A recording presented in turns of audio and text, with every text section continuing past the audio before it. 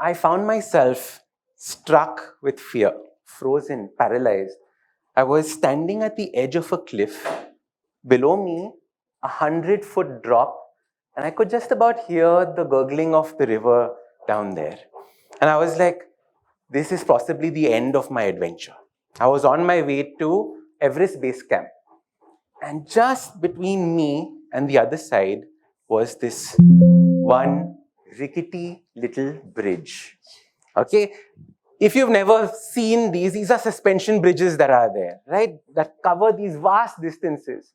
And they're just wide enough, just this much. Enough for two people to maybe cross and not have a fight while they're saying, no, me first, me first, me first. And they're swinging, they're swaying.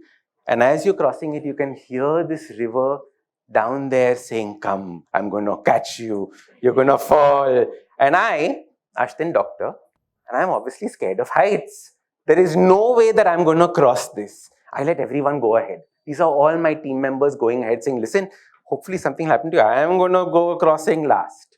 Finally, I grab both sides, crunching, holding as much as I can, step by step, walking across. Whenever there's turbulence, how we sit in an aircraft seat, almost as if the aircraft can't feel me if I'm sitting very lightly. That's how I was trying to walk across this place. And I reached the other side, and my trekking leader is there, and he says, congratulations, Ashdin, you're on your way to Everest Base Camp. Just 9 more such bridges to go. Next one, that. You can't see it. It's so tall. It's called Hirvi Bridge, which is 400 feet high. A 30-story building on that little rickety thing. That was it. Crossed it on my way to Everest Base Camp. A month later, I find myself here on the Great Wall of China. And whatever people have told you about the Great Wall of China and how great it is and how endless it is and how you can see it from space, which is not true, it is crazy once you're there. You just can't see the end of this wall. It goes on into the horizon. Every single mountain, you can see a little bit of it on, little bit. And all you can think of is, my God, how many generations went into making this thing? How many people, how many hours, how many lives went into creating this wall right there? And my father and I have this game that we play. That's him, that's me. And we have this game that we play where we imagine ourselves in these historical monuments. And we try and figure out what life must have been like then. And there's only one word that stuck in our head.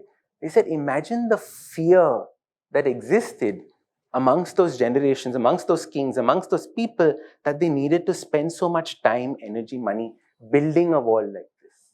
Can you imagine what life must have been like in this kind of fear?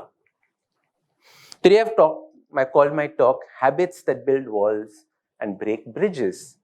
And I'm a habit coach, and I look at the world differently. I look at the world through habits. Normally when we think of bridges and walls, we think of engineers, masons, people doing things.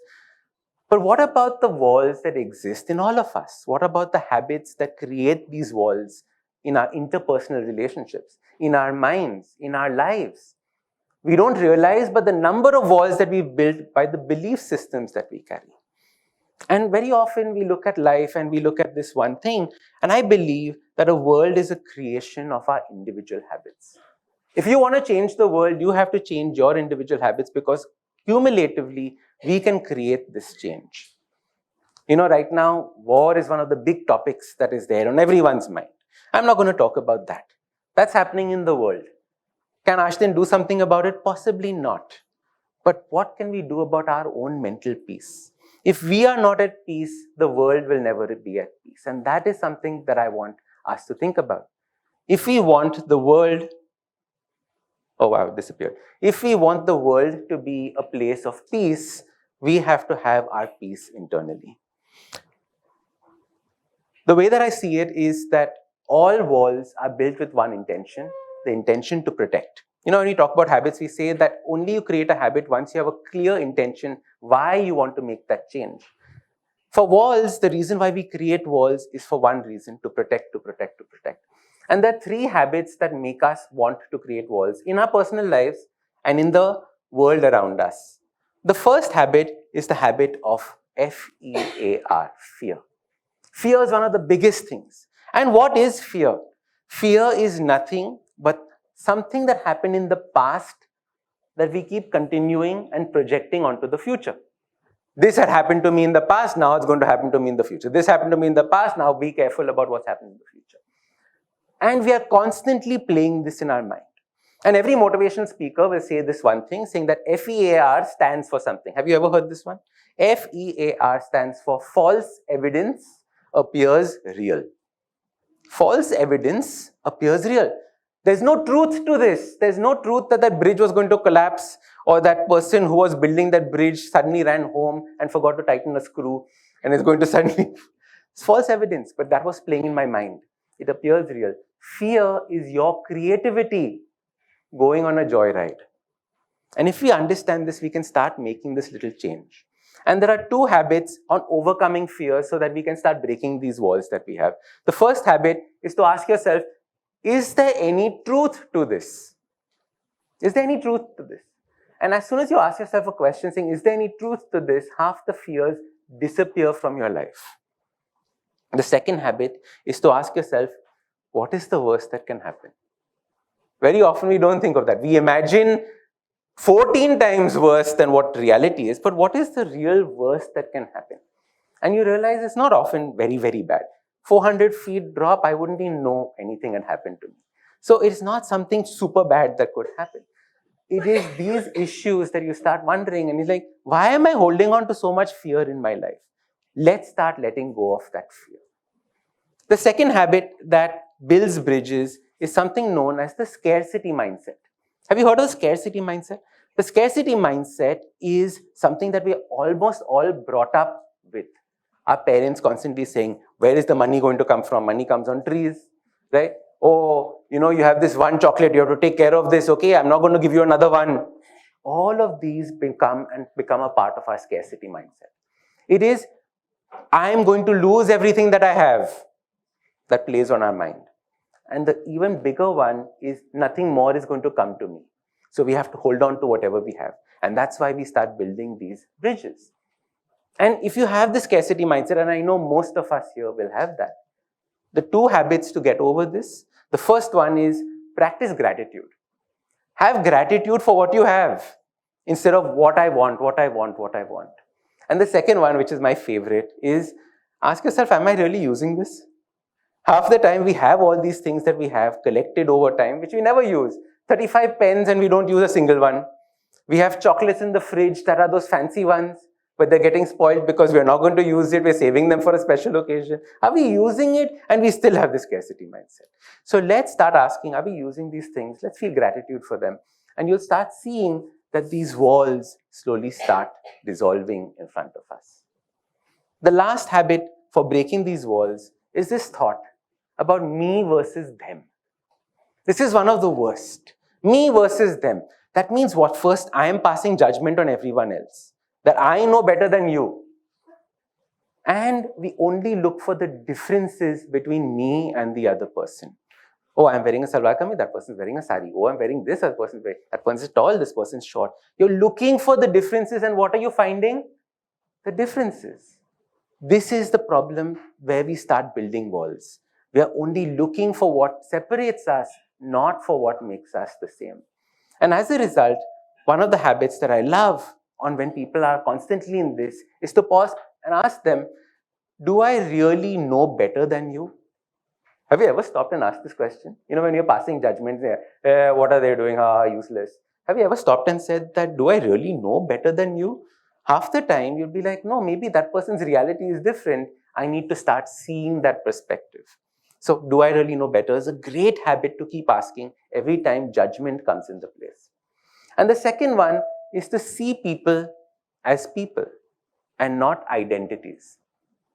We see people as identities, religion identities, like I said, color identities. But we don't see them as people, 2 hands, 2 legs, X number of teeth. Right? So it's important to start seeing people as people, not as identities. Remove the labels that we create on ourselves and the labels that we create on others. This is the way that we start changing these habits of walls. And now we start building bridges. What are the habits for bridges? The intention of all bridges is to grow. While the wall is about protection, The bridge is about growth, growing to something larger than what I have right now. Looking for opportunities. And this is the idea of what a bridge is. So what are the habits that build bridges? The first one is obviously the abundance mindset. That was the scarcity mindset. There's abundance. Oh my God, life is so full of things. Oh my God, everything is coming to me. Having that mindset changes the way you look at life. When you leave today, if you're leaving from a place of fear, you're building a wall. If you leave today and you come from a place of abundance, you're creating a bridge. What I have can grow bigger. It's not greed, but knowing that the world is so vast. And the way to form this habit of abundance is first to search for opportunities in everything. Something bad happens to you, search for an opportunity there. Search for an opportunity in something that happens in good. Neutral things, search for opportunities. What that does is that forms the habit of searching for things in your life that are opportunities. Otherwise, you're constantly trying to protect, and we're trying to let go of things. Instead, search for how these things can become bigger and better. And the second habit for the abundance mindset is to understand that the world is endless. The world is huge. You have to become an adventurer. You have to put on your Indiana Jones hat and go out searching, almost like you're on an adventure. Like I was going to Everest Base Camp. I would never go there. Why would I, in my entire mind, never thought that I would be climbing to Everest Base Camp? But it was the feeling of adventure. And that adventure unites people. That adventure grows you mentally. So searching for adventure, I think, is a fantastic way to start creating bridges in the world around us. The second one, me versus them, has now become me and them. There are many, many people who live through this. What is me and them? Me and them is people who are constantly looking for win-win solutions. You know, like in the countries, when they sign treaties, they're saying, okay, you and I are both going to win in this, right? You're going to have trade treaties, all these kinds of things. Are you creating treaties with people around you? So one habit is to create treaties in order to create this aspect. The second one is to see, can you see a part of them in you? And this is one of my favorite things. My dad was doing a seminar somewhere, and they asked him, you know, whenever you see somebody, like I'm seeing all of you right now, can you see a part of yourself in that person? Just like the way that you love dal chawal and it's your favorite dish, everybody has a possible favorite dish. They're just like you. They have the same emotions like you. Instead of looking at what the differences are or identities, can you see a part of you in them? And I think that is even more powerful than just breaking away the barriers. When you see, we are the same, life changes truly. And this is something that for me was a very, very big realization, especially when it came to public speaking. You know, normally you see audience and you, but now it is all of us are in this together. So this changed my life and the way that I created a bridge between me and the audience. And the final one for creating a bridge mindset is healthy boundaries. You know, when we think about breaking walls, thought was that means you will never know where you end. No, you have to learn the idea of a boundary. And a boundary is very powerful. Boundaries are things that we don't really speak about because, like, you know, it's all high level stuff. No, a boundary is very, very important because what a boundary does is it showcases your value. You know, we heard so many talks today and so many of them was talking about, do you know your own value? And if you know your value, how can you communicate this value to others? You know, when you own farmland, you have this little barbed wire fence that goes around. It's not a wall. You know, goats and cows and stuff can pass through it. People pass through it all the time. But it's a boundary. It says this much and no more. Learning to communicate your personal boundaries is one of the most powerful things that you can start doing. Boundaries showcase how much you're willing to let people come in, how much you're willing to go forward. And there are two habits for this. The first one is improve communication, like we were learning, right? Improving communication is all about saying that, listen, you've invaded my personal space, now bus. Either physically or emotionally or socially, anyway, saying that now this much and no more, or welcoming somebody in. And the second part, the second habit that I think all of us need to learn is the habit of saying no. How many of us find it really hard to say no, right? It's crazy. Oh, we will bend backwards for somebody, but we won't say no. Exactly, we won't say no. It is so important for us to learn to say no, because a no shows people a healthy boundary. Like today's TEDx talks, we all have this healthy boundary of a red circle that we're all standing on. We can't put our toe outside there, right? So this has become our healthy little boundary that we know we're in. Imagine if there was a wall here, I wouldn't be able to see the camera or any of you. So the whole idea is that boundaries are very, very important for us to have. And finally, coming back, one of the things that I found the most touching is that the world's biggest wall has become one of the world's biggest bridges. We don't realize this, but the Great Wall of China has invited thousands and thousands and thousands of tourists from across the world to come and walk across it. Not to stop people there, but to walk across it. And this was my biggest realization. I was like, over the thousands of years in the millennia that these walls have been around, they have now turned into bridges, bringing people together. And finally, to end with my base camp story, all those 9 bridges that we had to cross and my fear of heights, I said, today my fear ends. I've conquered, I've climbed Everest base camp, and I'm on my way back. I found the tallest bridge, and I went down and I started doing clapping push-ups on the bridge, trying to make sure and get over that fear of heights. Every time I came down, I saw the gushing river between the slats down there, and I was like, forget running across it, I am going to do this and stare my fear in the face. So in the same way, stare your fear in the face, break the walls, start building bridges. Thank you.